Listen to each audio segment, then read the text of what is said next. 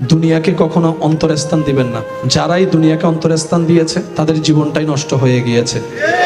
দুনিয়ার প্রতি একদম আশা রাখবেনই না, মন যতই চাক। দুনিয়ার প্রতি, মানুষের প্রতি কোনো আশা রাখা যাবে না।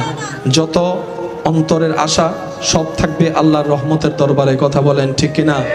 কারণ দুনিয়ার মানুষ আপন পর হতে সেকেন্ডে লাগে না, আপন পর হতে চোখ উল্টাইতে 2 মিনিট লাগে না। কথা বলেন ঠিক কিনা? কিন্তু রবের রহমত আজীবন বান্দাকে আগলাই রাখে। নবী রহমতুল্লিল আলামিনের দয়া উম্মতকে আগলাই রাখে। এই দুইটা জায়গায় যারা ঠিক থাকবে, ফিদ দুনিয়া হাসানাতাও ওয়া ফিল আখিরাতি হাসানা, তাদের জন্যই হয়ে যাবে। বলেন না সুবহানাল্লাহ। কিভাবে বলবো এই দুনিয়ার কথা? মানুষের সুবিধা অসুবিধা, বিপদ আপদ তো থাকতেই পারে। কখন কার কি মুসিবত চলে আসে বলা যায় না। মানুষ বিপদে পড়লে সেফ হবার জন্য কিছু সৈন্য রাখে, কিছু জায়গা রাখে।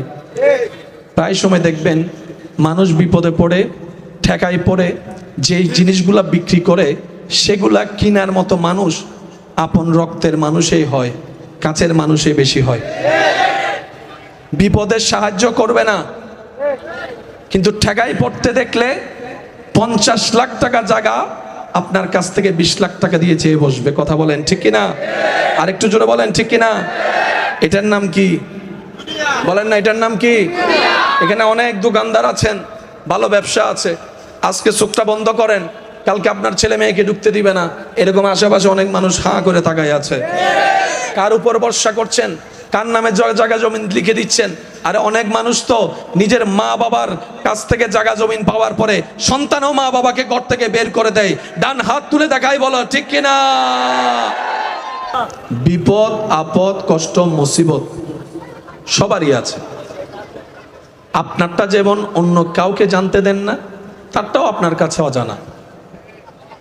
সবাই সবারটা গোপন রাখতে চায়, কিন্তু মুসিবত কষ্ট দুঃখ সবারই আছে, ভিন্ন ভিন্ন রকমের।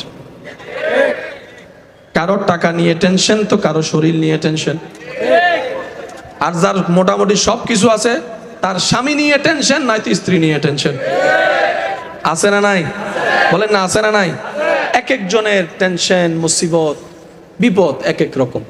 তবে শুভ সংবাদ তাদের জন্য যারা সর্বাবস্থায় আল্লাহর পক্ষ থেকে হুকুম আসার অপেক্ষা করে। সুবহানাল্লাহ। নিজেকে সর্বোচ্চ ধৈর্যশীল প্রমাণ দেওয়ার চেষ্টা করে। রব্বুল আলামিন তাদেরকে এমনভাবে বিপদ কষ্ট থেকে মুক্তি দান করেন, যা তারা সহ্য করেছে 10 লেভেলের কষ্ট, সেই তুলনায় আল্লাহ 100 লেভেলের শান্তি কোনো না কোনোভাবে এনে দেয়। সুবহানাল্লাহ। মনে রাখবেন ভাই, আল্লাহ এবং রসুল কারো জিনিস বাকি রাখে না। আল্লাহ এবং রসুল কারো জিনিস বাকি রাখে না। যে যা করবে তার চাইতে 1000 গুণ বেশি দেয়। আপনি নবীর উপর দরুদ পড়বেন একবার, ফায়দা হবে অনেক রকমের। কেউ যদি কারো থেকে জীবন চলার পথে কিছু টাকা ঋণ করে থাকেন, অতি দ্রুত সেই ব্যক্তি চাওয়ার আগেই তার পাওনা তাকে বুঝাই দেন। যদি সেটা আপনার সামর্থ্যের বাহিরে হয়, তাহলে ওনার সাথে সাক্ষাৎ করে একটা সুলাহ করেন। আমি কি বুঝাতে পারছি কথা? কারণ হাজার ইবাদত নেকির পাল্লা ভারী করলেও অন্যের হকের এই জিনিসটা আমাদের জাহান্নামে যাওয়ার জন্য যথেষ্ট হয়ে যাবে। সেজন্য বান্দার হকের ব্যাপারে সবচাইতে বেশি মনোযোগ থাকার চেষ্টা করবেন।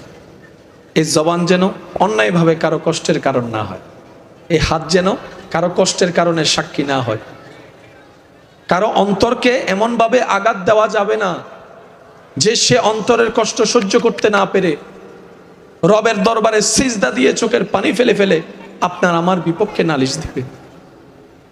ওই এক একটা ফোঁটা চোখের পানি আপনার আমার জন্য পাহাড় সম পরীক্ষা হয়ে চলে আসবে। কারণ রব নিজের হক মাফ করলেও বান্দার বিন্দু পরিমাণ হক মাফ করবে না, এটাই রবের ওয়াদা।